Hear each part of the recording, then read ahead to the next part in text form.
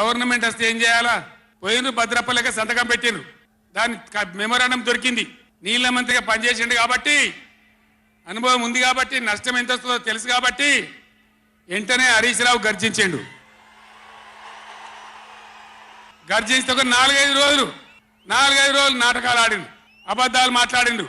నిలబెట్టి మన గట్టిగా అసెంబ్లీలో అడిగితే అసెంబ్లీ బడ్జెట్ జరుగుతుంది. మీరు చూసిండు బడ్జెట్ జరుగుతుంటే ఏమైతుంది?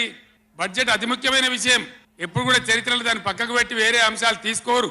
కానీ అగమేఘాల మీద జరుగుతుంటే, ఆ రగడ జరుగుతుంటే, బిడ్డ మీ సంగతి బదాలను నిలబెడతా, మిమ్మల్ని ప్రజల ముందే తెలుసుకుంటాం అని నల్లగొండ చెలో నల్లగొండ నేను పిలిపించిన. ఎందుకంటే నాకు చేతనైనా కాకపోయినా నా కట్టె కాలే వరకు తెలంగాణకు అన్యాయం జరిగితే చివరి శ్వాస దాకా కూడా పులిలాగా లేచి కొట్లాడతా తప్ప పిల్లిలాగా ఉండను.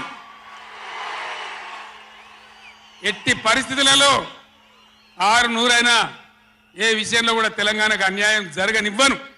కొట్లాడదాం.